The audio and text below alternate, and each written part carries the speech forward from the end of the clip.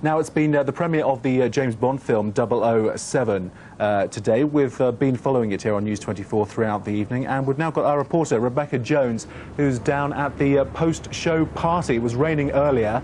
You're looking okay at the moment, but how has the after-show party been going? Well, all I can say is, Christopher, it is in full swing. It's going on in the marquee behind me. We're in Bedford Square, which is a square in central London.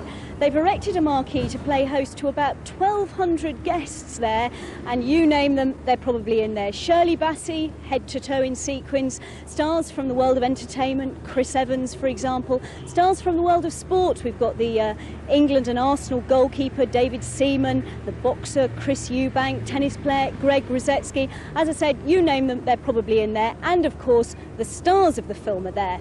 Well, earlier, everybody gathered in Leicester Square for the premiere of Tomorrow Never Dies, so let's take a look at a bit of the action.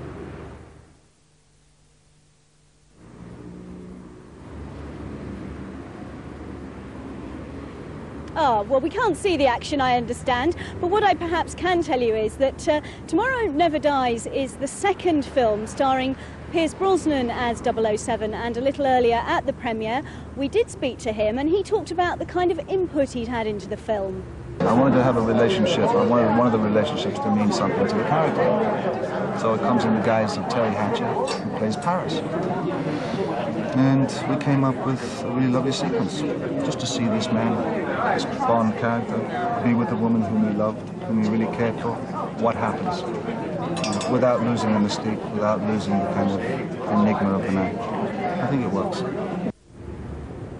Pierce Brosnan there, 007, of course. Well, no Bond film would be complete without a villain, and this one is played by Jonathan Pryce. He plays an evil media magnate called Elliot Carver, and this is what he had to say at the premiere. Well, I think what makes this one a good Bond film is that it has a story, and it's not just a sequence of actions and stunts. There's actually a plot and a recognisable narrative that you can follow, and that makes it pretty good. Well, also there for tonight's premiere was the singer Sheryl Crow. Now, she's written the new Bond theme tune, and she's performed it as well. And we asked her what makes a classic Bond theme tune. Well, you have a lot to work with already because of the genre of the film and the history of the legacy of the song. And for us, when I was approached about doing the song, I was thrilled to have the opportunity to do something that was so dramatic and kind of over the top, sensationalized, and definitely a departure from what I do. And to work with the orchestra, and there's sort of not very many limitations on it, so it's very challenging. It's really fun. So now you know, and Sheryl Crow, just one of the many stars, as I say, partying behind me here. Back to you, Christopher. Well, Rebecca, if we can put the canapes and the champagne to one side briefly at that party, what are people actually saying about the film? Are they saying it's going to be a classic Bond?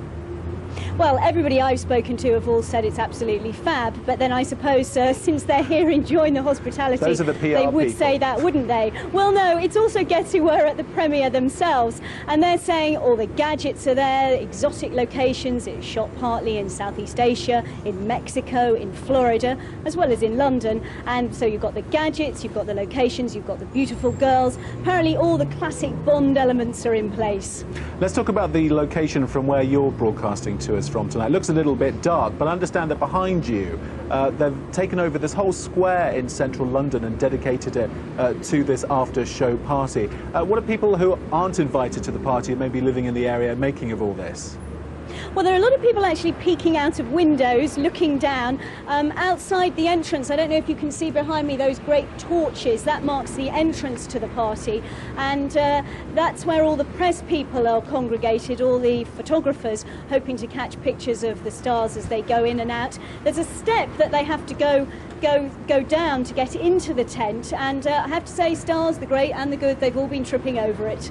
Rebecca, thank you very much. Rebecca Jones reporting live from the after-show party of the new Bond premiere, which happened in central London tonight.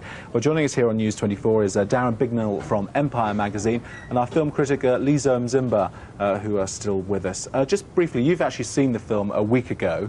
A very privileged couple of gentlemen. Do you think it's going to be a Bond classic? Is it one that we must see? I'm not sure it's a Bond classic, because you'd have to put it up there with the real biggies of Connery's time, but I think she's right, it is absolutely fab, and I think it's very, very enjoyable. It has everything you want from a Bond film in it, and Pierce Brosnan, who for me is a pretty damn good Bond, and I might even be as rash to say as the best Bond ever. No. I think he is the premium Bond if I was going to make a weak gag. That would be a bad joke, though. Yeah, Wouldn't it? This would be a joke. He's not the best Bond ever. I mean, there will only be one person who will definitively, absolutely, to no, his choice. Sean Connery will always be Bond, without a shadow of that, because he created the role. He sort of set it on its way in a way that, it's trundled on for the last 10, 15, and will hopefully go on for many years to come. He defined it himself, so no one can ever top that. Pierce Brosnan is a good Bond. He's a big improvement on Timothy Dalton and Roger Moore, but he hasn't quite... Liz Hurley would have been a big improvement on Timothy Dalton and Colin Bond, but that's yes, one of the issue. Teletubbies would have been sort of like, yeah, but... Chris, if you let him go on, he's going to end up doing a Sean Connery impression, which is awful what I'm for all very of us. interested in trying to